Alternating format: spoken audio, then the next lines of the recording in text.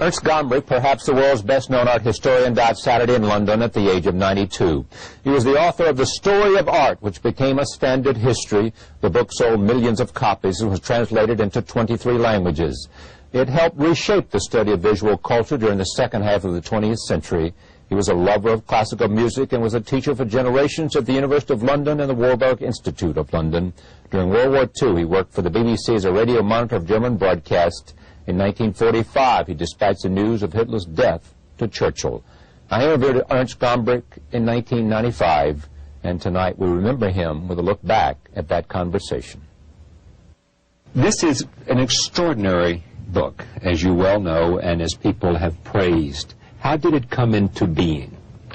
More or less by accident. There's so many things in life. Yeah. It came into being because I had once had the commission to write the history of the world for children. When I was still in Vienna as a young man, I wrote this, which happened to be a great success, and I was asked now to write the history of art for children. My reply was that the history of art isn't for children. But when they went on pressing me, I said I could write it, but not for children. And that is how this book roughly came into being, that I decided to make this attempt.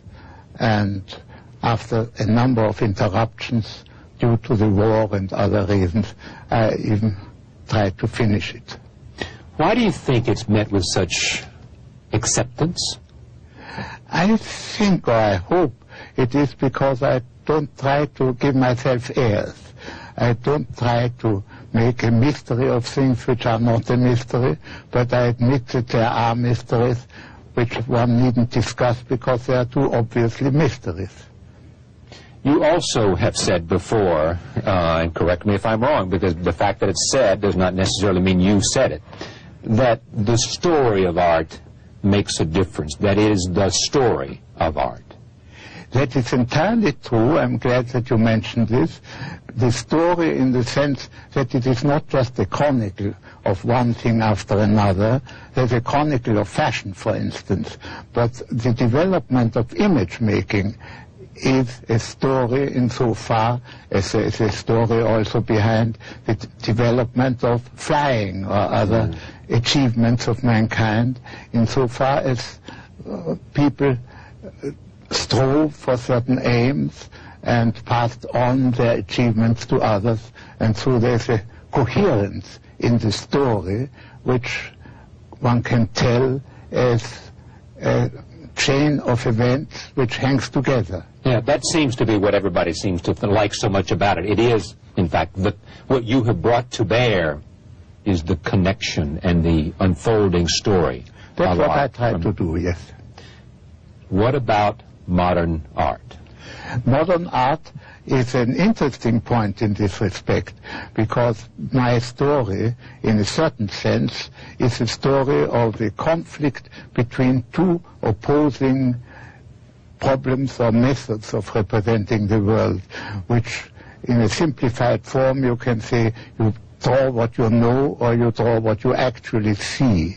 And I explained that the Egyptians drew in that sense what they knew rather than what they saw in front of them, and that this development went as far as Impressionism, where the principle of what was called the innocent eye, really looking at what you actually see, triumphed.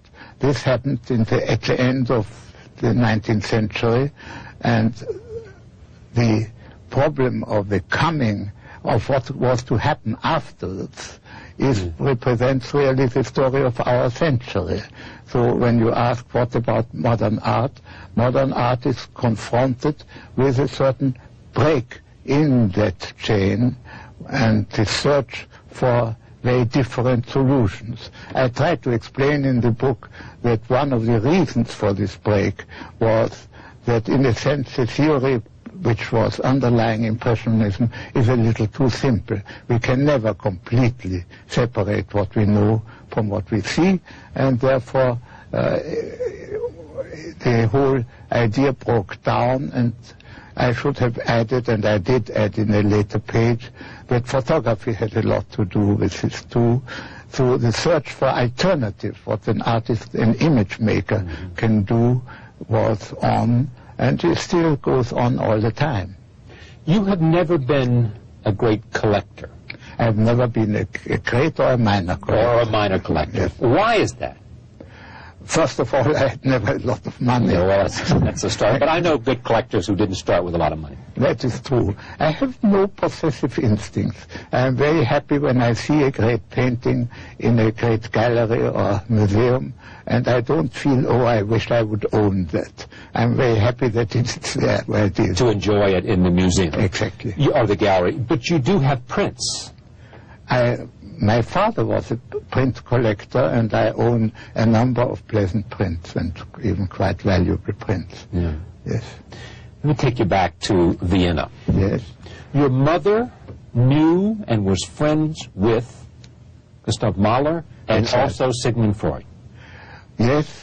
She knew Sigmund Freud very well. I wouldn't say that she was friends with Sigmund Freud. That's right. And who was? What did she tell you about them, and what was their... Well, she told me many things. She said that Sigmund Freud was the best teller of Jewish jokes she had ever encountered. And Mahler? Mahler was a difficult man, as you know, a man with a nervous tic and with a great difficulty. But she admired him very much as a person. Yeah. And music, as a musician. Yeah. Did you grow up with a greater sense of music than painting?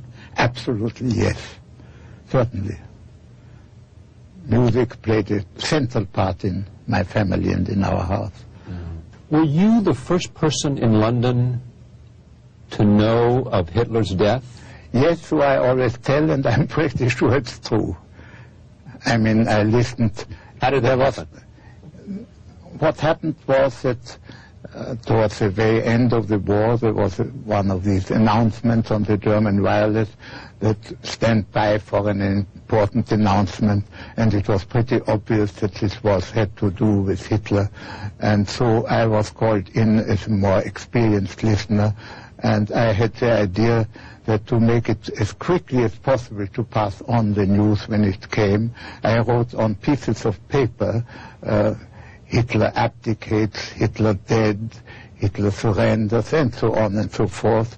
So when the voice came and said, our Führer has fallen in the struggle against Bolshevism, I pointed to the right piece of paper, and they quickly rang up Downing Street and to tell Churchill. To tell Churchill. And was Churchill asleep? What time of day was it? I don't think he was asleep. I think it was not far from lunchtime. Now, when did they play Wagner? They didn't play at that time Wagner, they played Bruckner. They played a slow movement from one of Bruckner's symphony, which Bruckner had written to commemorate the death of Wagner. And I recognized this fact, and so I had an inkling what was coming. Yeah. Was there ever any interest on your part in becoming a musician with all the music that was part of your family? No, certainly not. I lack the talent.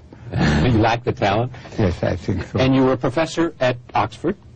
I was also a professor at Oxford. Yeah. And after the publication of this, what happened? Well, I was invited to many places to give lectures or to teach and give seminars. And this I did very often in the United States, but elsewhere as well. Yeah. And when were you knighted? I think it was in 72, but I'm not quite sure. You will have to look it up in the reference book. Your favorite artist? Who have... I don't think I have a favorite artist. You know, I don't give marks to artists. I admire some artists tremendously, but when I then see the work of another, I say, well, he is also wonderful.